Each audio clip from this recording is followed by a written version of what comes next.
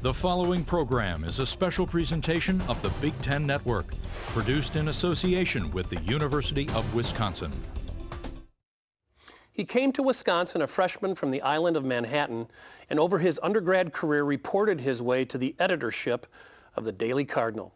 Since then, he's written a shelf full of books, but is known best for his keen observations as a political reporter and commentator for ABC, CNN, and CBS. And you're going to meet him next. Stay with us.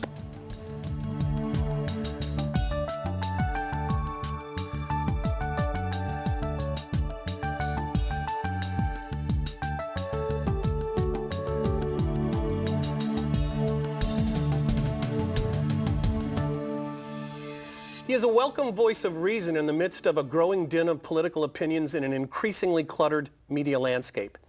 He's currently the senior political analyst for CBS News, but his journalistic career started right here on the campus of UW-Madison in the remarkably messy offices of the Daily Cardinal. Jeff Greenfield, welcome back to Madison, man. Thank you. Nice to have you here. So since you're a network media elite here back in the Midwest, we have to go with breaking news first. Barack Obama, Nobel Peace Prize. And there's a brouhaha about it now. What are you saying? Well, I think everybody had the same reaction, friend or foe, which is, for what? Jay Leno had the best line, that Obama's principal achievement so far has been winning the Nobel Peace Prize. On the other hand, it's not like he campaigned for this. Right. And I did notice that when Chicago lost the Olympic bid after Obama had gone to Copenhagen and pitched for it, some of his critics said, well, that proves that he doesn't have this international stature. Well, at least from the Nobel Committee, they seem to be saying the very fact that he's changed the dialogue is worthy of this prize. You can argue about that, but I also noticed that the Pew Research Center did a poll of many different countries about 2 months ago. And without exception, the opinion of the United States has gone up. Now, that's probably almost certainly what he really won was the I'm Not George W. Bush award. Does it strike? Can I push back on that? I feel like people are missing the story, like he hasn't done enough. He's the first man of color to run a developed nation. It's 500 years of history that he overcame. Doesn't that count for something? Well, but that's not what the Nobel Peace Prize is.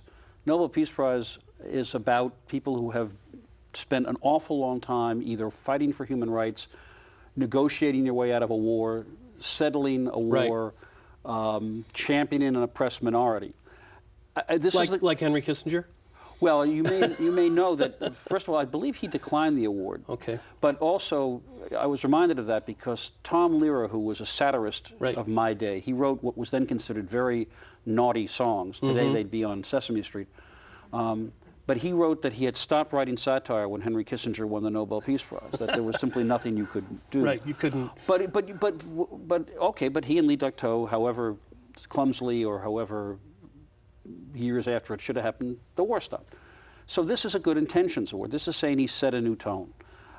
It did discomfort the White House a bit, just because there is this sense of, what did he do?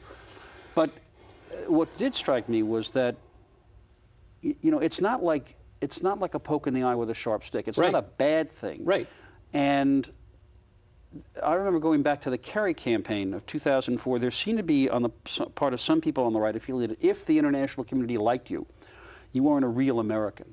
You were a cheese-eating surrender monkey, to quote Homer Simpson. My feeling is that this is like a little like chicken soup. Maybe it doesn't help, but it couldn't hurt. Greatest first 10 months. Incomplete. You're the senior political analyst for CBS. Incomplete. I mean, I don't think there's any way to do it. We haven't had a full-scale disaster.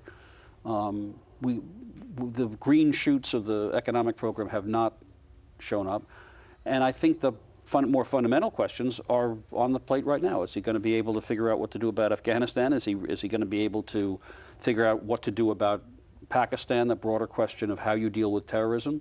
And is his economic program one that's actually going to get us out of this ditch, not to mention the pesky little detail of health care. So I think the notion that you can figure out, oh, I see what Obama has done, and here's the way to figure out if it's succeeded or not, I can't. Does he have the staff to be successful? He has a very impressive staff, but I would reframe the question, which is... Please do. Which is, well, it's a little grim actually for so early in this conversation, is whether this staff or anybody else, does anybody really know what to do, let's just stay domestically, about what is the worst economic condition the country's been in since the Depression? I actually asked, some months ago, I asked one of Obama's advisors, could I just sit down with one of your economics guys or ladies, because I don't understand what your theory of the case is. I mean, I wasn't being cute about this. So I did. I sat down with one of these guys. We talked for half an hour, and it was all about health care and bending the cost curve.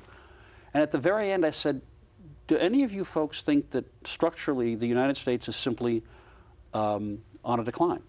That what made us the most significant economic power in the world for most of the 20th century, and certainly after World War II, has now hit a set of conditions where that's not going to be possible anymore. Right. He professed not to feel this way.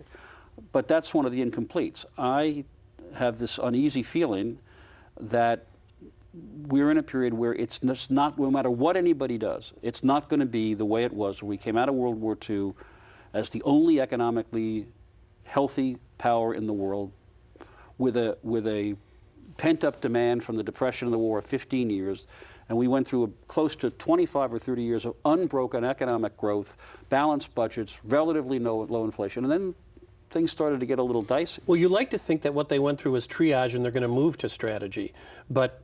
Strategy to do what? Well, that's the question. And maybe, look, I didn't take any economics courses. Right. And you're the only one from Madison. And I may be completely off base on this, but I think, in other words, it may be that however smart the staff is, can you grope with something that fundamental? I mean, in a lot of ways, what Obama did, I thought, was a lesson learned from the last two Democratic presidents, both of whom were outsiders, both of whom brought staffs to Washington who were fundamentally not in tune with the town. Jimmy Carter was notoriously unprepared. And Bill Clinton, his first chief of staff, was an old buddy from Arkansas, Mac McClarty, a nice guy, but, you know, right. over his head. And what did Obama do? You know, my vice president's a 35-year veteran of the Senate, right? My chief of staff is one of the most powerful people in the House of Representatives. I got 2 or 3 cabinet members right out of the U.S. Senate. They got over the Hill. He came from Chicago, which yes. I don't think. I mean, if you talk about Democrats who know a little bit about power, you could argue the Chicagoans do. We're going to be right back. I want to find out how you went from the offices of the Cardinal to ABC, CNN, and CBS. Okay. Okay? We'll be right back. Stay with us. Jeff Greenfield.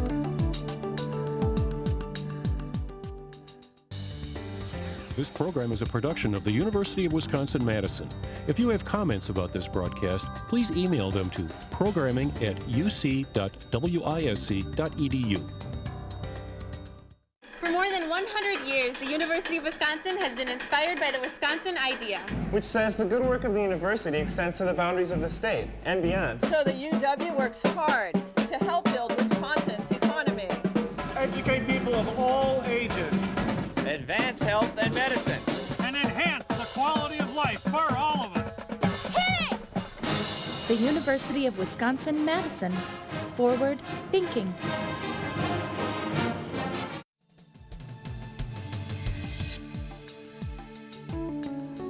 We're back with Jeff Greenfield, senior political commentator, analyst for CBS. Whatever He's sitting in Eric Severide's chair. He has Katie Couric's ear every day. So how did you make your way to Madison from Manhattan and the Bronx School of Science? I had to get out of New York, so I didn't want to go to any of the schools down there. Because I wanted the experience of college that I'd seen in all those college musicals. You know, dancing up and down the campus. I thought that was very cool. And I really, I just thought being in New York was just, you know, you needed a different experience. I had neither the grades nor the money to go to anything approaching. Really? I'm a little surprised by that. Lower half of my high school class. Bronx Science, you know, people got A's for like inventing the laser beam. They were very, and I didn't know anything about science, so. Yeah. And a friend of my father's had taught out here one summer and said, your son, he said this to my father, will love Madison. You know, it's just engaged. Was he right? Oh, boy. From the first moment I set foot on campus, I remember this. I had a roommate from New York because I had some security blanket I needed. And these guys came down the hall and they said, hey, guys. And I said, oh, God, here comes the freshman hazing. Yeah. And they said, come on, it's warm. Let's go for a swim in Lake Mendota. And that was my first experience in Madison. And I thought, this is going to work out just fine. I loved this. I loved Madison, not just the university, In fact, I often said to people, if they could tow this out to a beach further south, it would be the best place to live in America. and that's why I spend some months a year in Santa Barbara now, because it's Madison without this freezing What weather. about the cultural climate? You're a New York kid. Right. Out here, Right. kind of hanging a little bit with the New York kids. You're in the middle of the Midwest, all these corn-fed. That was the best part for me. In fact, I think. How did it change you? Well, there is nobody more insulated and provincial than a lifelong New Yorker. I think that's a. You just assume that everybody thinks the way you do. That's a self-aware statement. And well, but but it was only self-aware when I got here, right? Because meeting people for whom Madison was a big city, who came from small towns, who were not of the Hebraic persuasion, as Mel Brooks would say, who went to church on Sunday, right. and who had very different opinions about everything. I mean, there were people I met who thought Joe McCarthy was a hero. Right. They were from Appleton, his hometown. Now, you don't run into many people like that. They drank with him up there, I'm sure. Well, not probably I think the liquor age then was 21, so maybe. But the point is that I came out of that at a relatively young age, realizing that the preconceptions I had were not necessarily universally shared. And that's affected you as a journalist, has to. I mean, a good shot of the Midwest is not a bad thing to have as a journalist. I came back on Christmas break, I don't know, in '62, and said to my parents, who were, New York Democrat types, I said, Goldwater, he's got a lot of support out here.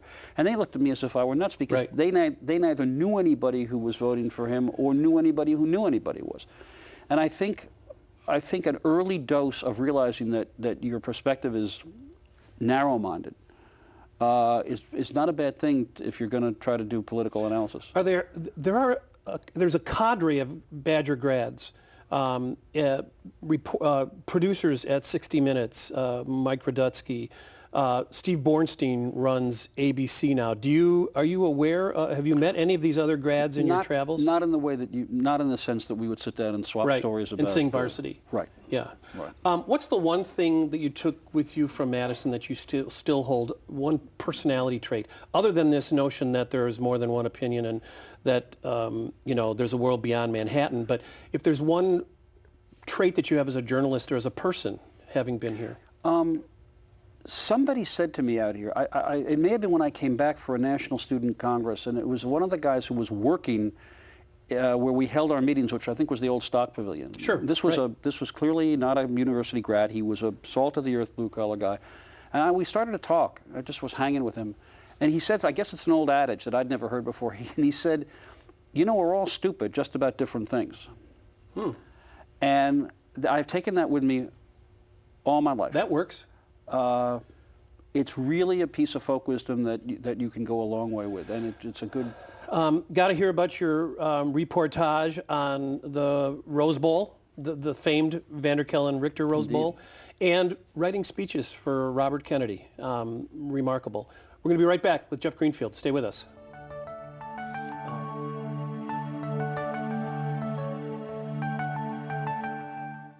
Correspondent.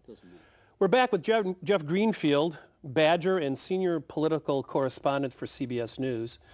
After you left Madison, you went to Yale, got your law degree, and then all of a sudden you're a speechwriter for Robert Kennedy. How did that happen, and what was that like? Well, it was first of all an accident, as most things are. Of course. They hired somebody out of law school every year to be what they called a legislative fellow, basically a junior or something. But, Robert Kennedy was a freshman senator with a very small staff. And basically, his approach was, if you could do something, do it. So it isn't that, it's not that as a 24-year-old at a law school, I was, consulting him on Vietnam strategy, but senators have to give a lot of speeches. And I had some facility for that, which they found out when there was nobody else around to write one of these speeches. And you mentioned Vietnam. You left Madison, it was après moi le déluge, right? You left right before the Dow riots. Yes, right? It was either the absence of my incredibly significant presence, or the escalation. Timing. Or the escalation of the Vietnam War. But Right. I was here for the last peaceful times. Right. And from '65 to '70, every year something happened, culminating in that bombing. You were with Bobby Kennedy on the presidential campaign trail. Yeah. You were there with him in Indianapolis on the day that Martin Luther King was assassinated? Yeah. I was not at that famous speech, Right. but when he came back, I mean, his chief speechwriter and I, and Ted Sorensen by phone, put together the speech that he gave the next day in Cleveland, which is at the end of that movie called Bobby. That's what the soundtrack is. And he was in a very kind of reflective, obviously thinking about what had happened to his brother. That whole experience, I once described 1968 as the year that we were going to find it impossible to explain to our children. Just the level of intensity from the get-go. Even internationally. I mean, you had riots in France, you had the Soviet invasion of Czechoslovakia, you had riots at Colombia, you had the death of Martin Luther King and riots in dozens of cities. You had this incredibly intense election, and then on June 4th, Robert Kennedy was killed. And that was all before the year was half over. Growing up in Madison, my parents took in boarders back in the day when people did that, and we had 2 young women from Iran living with us who were studying in Madison. And they woke up to find out that Bobby Kennedy had been shot, and she just turned to us and said, "What is wrong with you Americans?" Yeah. I mean, it was madness. And we were talking during the break. The older I get, the more I feel there's never been an intense time like that since. Certainly 9/11 was intense. Certainly in its own way, Columbine was intense and other things. But nothing like 1968 and the assassinations. Is that fair to say? I think it is. I mean, I may have a different perspective or a prejudiced one, but there were a couple of us roughly my age who would get together in Washington, just go out and have a inexpensive dinner, and we were all kind of writing speeches for different people. And the line that all of us independently kept coming back to is a line from Yeats's Second Coming. Things fall apart, the center cannot hold, mere anarchy is loosed upon the world, the blood-dimmed tide is everywhere, and everywhere the ceremony of innocence is drowned. And for some reason, that line just hit at that time, because you really did have that feeling that things were flying beyond the gravitational pull. And there was this generational friction, too. A lot of people in hindsight, it was the 40th anniversary of his assassination, said that Bobby Kennedy was the real deal. And he was a real deal for you in that you were a part of history as opposed to an observer of history. And, I mean, when you're a journalist, you're not making history as much as you're reporting on it. When you were on his staff, you were part of history in that sense. Was he the real deal? Was he a different candidate? So. And would he have brought about a change that... The speculative stuff is impossible to answer. You just can't. I'm asked this a lot, if he'd lived. But was he capable of it? This was a very unusual kind of guy. I haven't seen his like since. Was it just because you knew him? No, I think, well, you could be the judge of that, but I spent a long time on the 40th anniversary putting together a long piece about him and screening footage of the campaign. And one of the things that most I remembered and saw again is he would go to universities and he would tell the students that he was against student deferments, draft deferments, and they would boo. And then he'd say, well, I'm for him, and let me tell you why. And he would say, your generation keeps talking about that you're for justice and fairness, but because you have the money and the background to go to college, some poor white kid or some guy from Watts or somebody from the barrio is going in your place. And what's fair about that? And then I remember on at least one occasion, he said, when my eldest son is old enough to go to college, he's going to get in no matter what, because his father's a wealthy and powerful man. Now, that level of candor and that level of taking an audience and saying, let me tell you why you're wrong about this, is something that you don't see that often.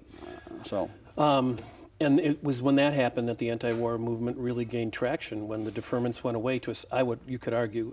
Anyhow, when we come back, we're going to hear about your sports reportage and the Rose Bowl. Yes, we're going to be right back with Jeff Greenfield. Please stay with us.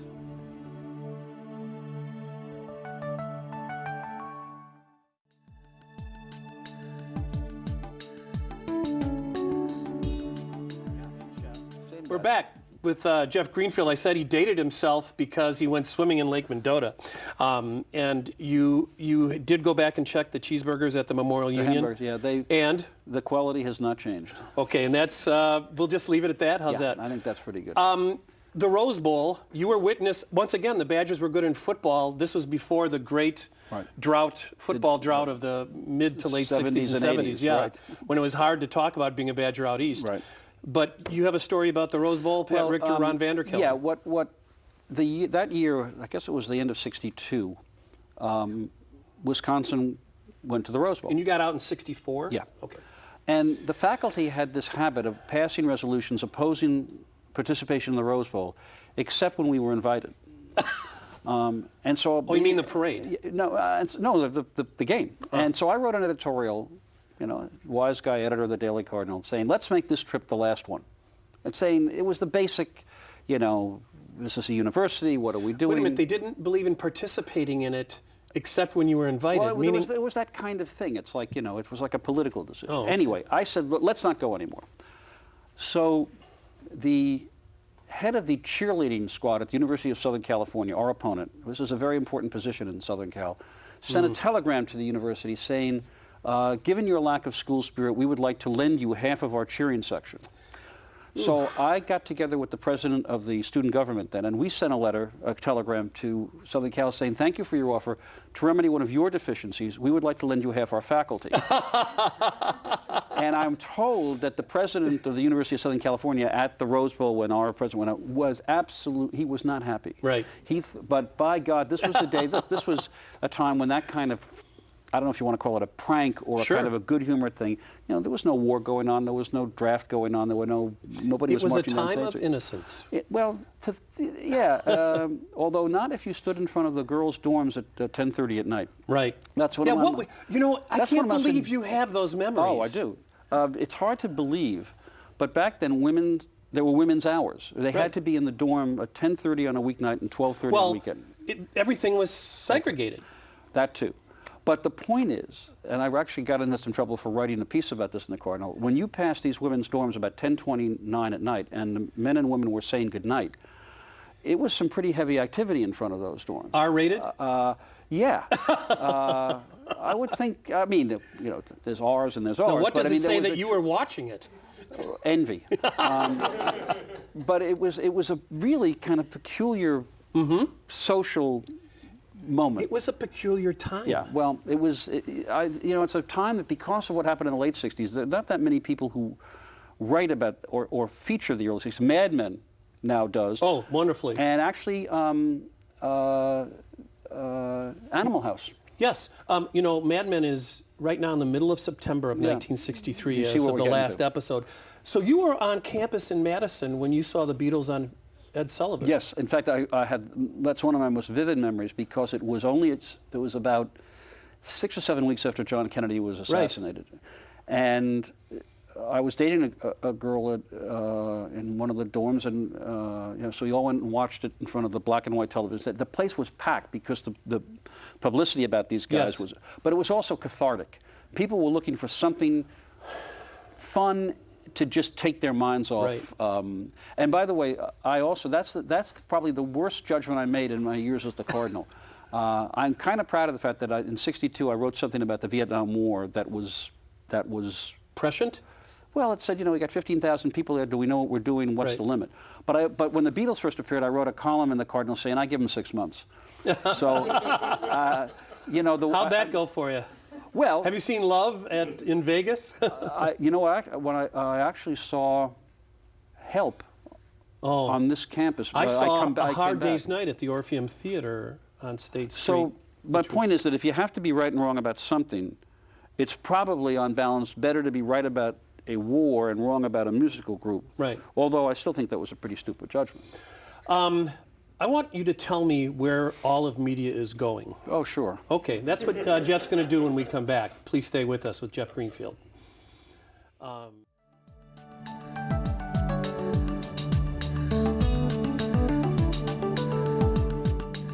back with Jeff Greenfield, senior political correspondent for CBS. You've been a network hotshot, really, reporter for 20 years. You could have bought the Sun-Times in Chicago for $5 million last week. You personally could well have bought it. The media landscape has changed radically in the last 5 years. I'm not going to ask you where is it all going because I don't think anyone knows, and I don't think it would be fair, but you can hold forth on that. I want to ask, how has it changed you as a journalist? Has it changed what you do and how you do it? It hasn't, which may be a sign that I'm being left behind by all of the new stuff. I don't tweet. I don't have a place on Facebook.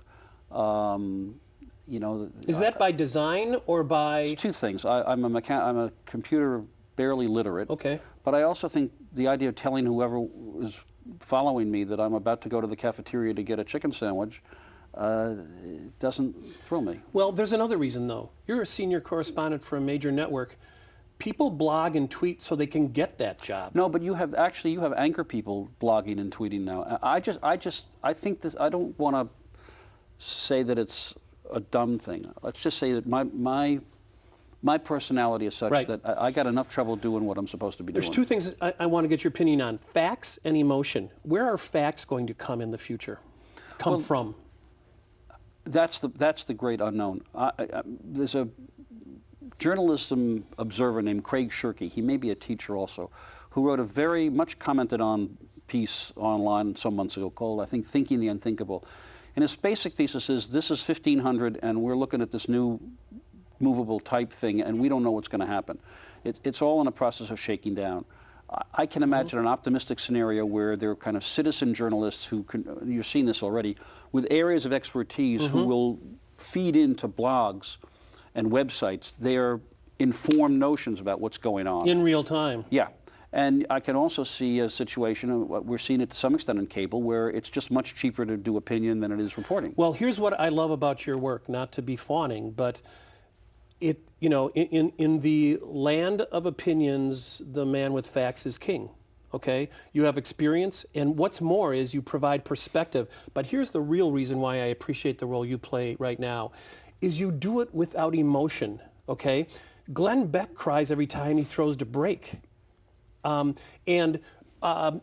reminded, and I worked for ABC and CBS, I'm reminded of Patty Chayefsky's movie Network, where it became so much showmanship that anything resembling information that could help or affect people's lives was lost. And I love computers, and I am on Facebook, and I'm the iDad, and I have a Kindle. I'm not averse to any of this, but I keep waiting for the pendulum to come back and the voice of reason to reemerge. And I don't know if that's going to happen. I don't know. To some extent, this is a throwback to 200 years ago when there was no such thing as objective journalism. Right. I mean, every newspaper in America was either officially or in reality an interest group, a faction, a political party. Right.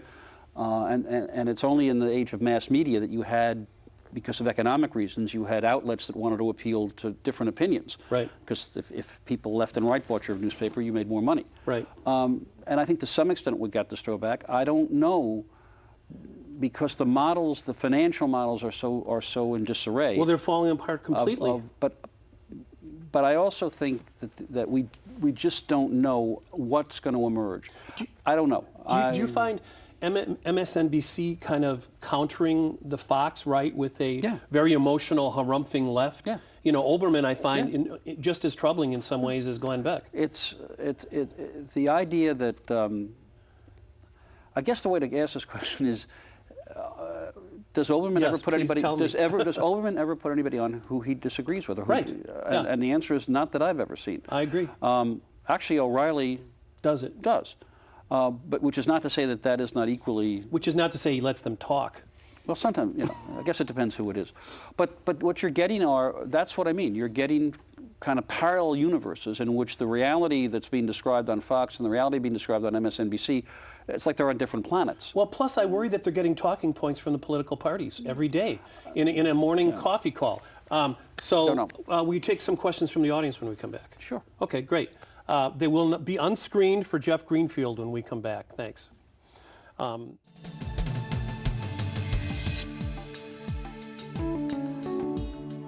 We're back with Jeff Greenfield, who's back in his collegiate town of Madison, Wisconsin. Took some time off from being the senior political analyst for CBS News. We're going to take questions from the audience and swing away. Hi, I'm Susanna Brooks, and I just finished up a degree here at the J School, and I'm wondering what your thoughts are on not only the newer generation of journalists coming up at this critical time for journalism, but the state of journalism education, maybe some things that you think people really need and aren't getting, or some things that are good trends. Well, allow me a piece of heresy, since you just graduated. I didn't take a journalism course. That's not to say that there's anything wrong with taking a journalism course, but for me, grounding in the fundamental humanities of history, because you got to know what's going on, philosophy, which was my major because it's useful to think, and English in the creative sense because it still all comes down to the word, I think. But that said, I don't have a feeling that these kids today, they don't know anything. There are people a generation and a half younger than I am who are doing really good work. As to how they're teaching them in J school, I just lack the competence to answer that question. But all I know is there's plenty of people coming out who can do this work. Whether there's going to be work for them to do in the traditional sense, I mean, as we were talking about a few minutes ago, clearly the old models of how you make this a business are exploding. But I just don't believe that we're going to enter a future in which there isn't enterprise journalism. I'm not that kind of pessimist. Well, the Wall Street Journal's doing okay. Well, there will always be, I think, places, but the question is not everybody can work for the Wall Street Journal. I mean, look what happened to the Cap Times. Right. Next question. Hi, Jeff. Phil Haslinger, another Daily Cardinal alumnus. I'm curious about your move from CNN to CBS, not so much your own personal reasons, but what role as a political analyst, how that differs on a cable network like CNN, which is politics, lots and lots of hours on the air, CBS, where you have a smaller on-air role. How does your role differ? You've actually almost answered the question, which is the obvious frustration is, at CNN, we would cover a primary for hours straight. At CBS, we didn't even cover most of the primaries except for Super Tuesday, except for updates. So it's frustrating. On the other hand, one of my former colleagues at Nightline once said what cable news has done is to take 30 minutes of news and expand it into 24 hours. So that what I don't miss is the idea that weeks, months before the vice presidential selection, there were hours of completely empty speculation. After the first 5 times you go through the names, what's left? So yeah, I certainly miss those moments when you have a chance to actually talk about this. On the other hand, the last time I looked at CNN, they seem to have now replaced me with about 17 analysts. It's like taking and a hologram. It's like well, that I could never have handled that. So you weren't hologramized. No, I mean when I saw that, I said, this would not have. And John King with the map, I would have created an electrical blackout across the whole Northeast. The other thing I'll tell you is I still say that I couldn't take the pressure of being part of the best political team on television. So I joined one of the more reasonably competent political teams. The self-proclaimed best. Yeah. Another question. Hi, I'm Jenny Price, a Badger Herald alum. Hopefully you'll forgive that. No. The discussion is a lot today is centered on how crowded the landscape is. I'm wondering who you rely on or what you rely on to get your information. What are your sources? Well, one of the burdens of this is that I find myself, I get up and spend the first hour of my life, going through the things that I read online before the smack of the newspapers outside my door hits, and because I still need that. I have I've tried to sift through all this stuff.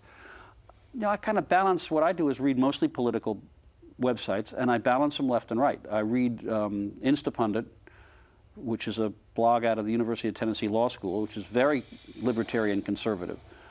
And he's one of these people who links to people who share his political views but who have some expertise. On the left, I really like Talking Points Memo, which is maybe one of the models. Josh Micah Marshall, he has a reported blog. He has people actually go out and do reporting as well as giving opinions. How does he monetize that? He makes a living. There's advertising on his site. I don't know what else he does. I was just curious. But I don't know if he has a tip jar, but I think he has actually, no, I mean on the piano? I'm sorry, I wasn't kidding. A lot of blog sites have what they call tip jars. If you like this blog, kick in. Well, and it's reader sponsored as Wiki is now. And well, but that's the point. When you're asking what you look for, I think what happens is you develop a certain sense of who's being intellectually honest, and it's a morass out there. One of my favorite bloggers is Mickey Kaus on Slate. He does Kaus Files, and he's utterly contrarian about everything.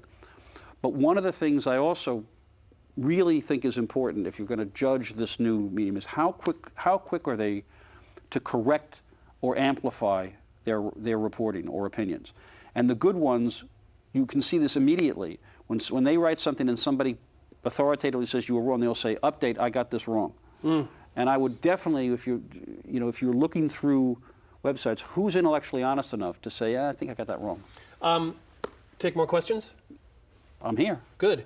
You know more, you're not as non-digital as you claim to be. You just went off on blogs for about 2 minutes. Yeah, we'll be right back with Jeff Greenfield.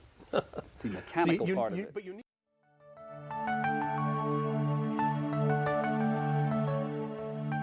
We're back having a great scintillating discussion with Jeff Greenfield. It really is fun talking to you. Take some more questions. You bet. Swing away. Hi, I'm Stacy Forster. I'm new to the university. And thinking back on the people that you've covered throughout your career, who would you say is the most interesting or memorable or maybe different from the public persona? There are a couple. I'll do them quickly. The most powerful one was going to South Africa with Nightline in 1985, partly because it was a story I had never seen, partly because South African Broadcasting put part of those shows on the air, and people in South Africa for the first time saw black and white people arguing about this. And I had, in one of my reports, I interviewed a young man who was on the run from the government. I had to interview him quite literally in the shadows. It was a death sentence on his head.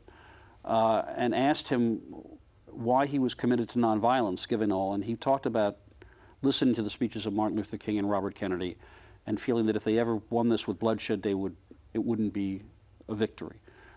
So that's one kind of story. Then there are the other kind of stories that really are far less significant, but you remember. Interviewing Jerry Garcia, and this is a kind of classic thing that journalists do. I'd interviewed him for a piece that never aired. We never put the piece together. It must have been 3 years later that he died. And my first reaction was, oh, I like them. Well, my God, I have this interview, and put together, a Nightline after convincing Ted Koppel that no, the Grateful Dead is of significance. So there are some stories that don't have like those big political moments, but that stick with you, including interviewing a bunch of people who were trying out as replacement baseball players during the baseball strike, and in Florida, and meeting person after person with broken dreams. They were all better than almost everybody else, but not quite good enough to play Major League or professional baseball. And now they were being given another chance. And they were parks and recreation guys in small towns. They were checkout clerks at grocery stores, and they'd driven through the night to come to Florida for a 1 in 1,000 chance of maybe this dream coming true. That, for some reason, moved me greatly. It's the kind of story that you don't forget. Another question. Kira Weitrek. I'm also a very recent Daily Cardinal alum. Throughout the course of the hour, you and a bunch of other people you have mentioned have made significant contributions to journalism, from Wisconsin, from the Daily Cardinal. And I feel like a lot of that has to do with the time that you were here and the time that you grew up in. And I was just wondering if you think that the times and the climate now still has the potential to breed journalists of that caliber. Oh, yeah. I'm not one of these people, as I say, who think, the tomatoes were better back then, and it's all gone to hell. Yeah. I remember my daughter saying to me some years ago that, oh boy, things were so intense in your time. We don't have that. I guess this was in the late 80s or 90s or maybe after the Cold War. And, well, take a look. The idea that there aren't these enormously significant stories out there is that's absolute nonsense. May I interject something too? I think it's pretty remarkable that The Onion came from Madison. I think The Onion has shaped the media landscape in terms of turning the media on itself. Jon Stewart's producers were Wisconsin grads, and I think Jon Stewart, who is remarkably popular, was begotten by The Onion. No, I think I came out here 10 years ago to do a profile of those folks because of that reason. But beyond, and I think that's true, but even in the non-satirical realm,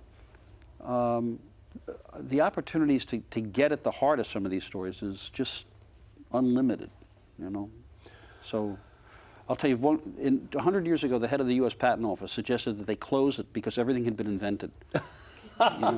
He did. Now, that should tell you about the folly of thinking, oh, you know. There you go with facts again, Jeff. We'll be right back with Jeff Greenfield. Please stay with us. For more than 100 years, the University of Wisconsin has been inspired by the Wisconsin idea, which says the good work of the university extends to the boundaries of the state and beyond. So the UW works hard to help build Wisconsin's economy. Educate people of all ages. Advance health and medicine. And enhance the quality of life for all of us. Hit it! The University of Wisconsin-Madison. Forward thinking. This program is a production of the University of Wisconsin-Madison. If you have comments about this broadcast, please email them to programming@uc.wisc.edu. We're back with our closing segment with Jeff Greenfield. Smartest president you've covered? I would have said Clinton, but I think Obama's given him a run for his money. Was George W. Bush, treated unfairly by the media, or was he a disappointing president, and history will bear that out? There were elements of unfairness about how he was treated, but I think the decline and fall of the Republican Party the last two elections was fundamentally about people's judgment that this was not a competent administration, that they actually weren't looking at the core of what they had to deal with. And I think that's going to be a long slog back for if he gets rehabilitated or not. What's your take on Karl Rove? Tactically very smart. He's a polymath. He knows everything about American political history. But I think the notion that he has, that he told me in 2002 after the midterms that the Republican Party had been rebranded. You know, that he was going to be the Mark Hanna of the early 21st century. The Republican Party was going to be dominant for a long time to come. I think the results of the last two elections show that he was somewhat deluded about that. What impact, if any, will Obama's digital fundraising have on the political process? He was able to raise nearly $750 million in 10 months in $80 increments. Do you think that has a bearing, or will it always be a big money proposition? I think that they have actually, I think what they mostly did in 2008 was prove that campaign finance reform was an idea whose time has passed. What the digital internet revolution has done is it's the dream of every reformer. You can raise huge sums of money in very small increments, provided that you have somebody to inspire that. I mean, I don't think the average politician could do this, but from John McCain in 2000 to Howard Dean in 2004 to Barack Obama, you've seen a complete change in how money is being raised, and I think that is a terrific thing. The Yankees. Yes. They're still in it? Yes. Now, this may air 2 or 3 weeks from now, but as we speak, they're still in they've moved on. As we speak, they are facing a curse of their own, trying to beat the Los Angeles Angels in the postseason. It's been 3 or 4 straight times they have not done it. Now, by the time this airs, people will know whether they have done it or not. I will not do predictions because they're for fools, but I will say that if Alex Rodriguez performs in the ALCS the way he did in the opening round, you know, the curse of October is now gone. Look out. Jeff, thanks for joining us. Pleasure. And welcome back to Madison. Come back again, okay? You bet. Pleasure. Okay. Thanks so much. Jeff Greenfield, everybody. See you, everybody. Thanks, Jeff.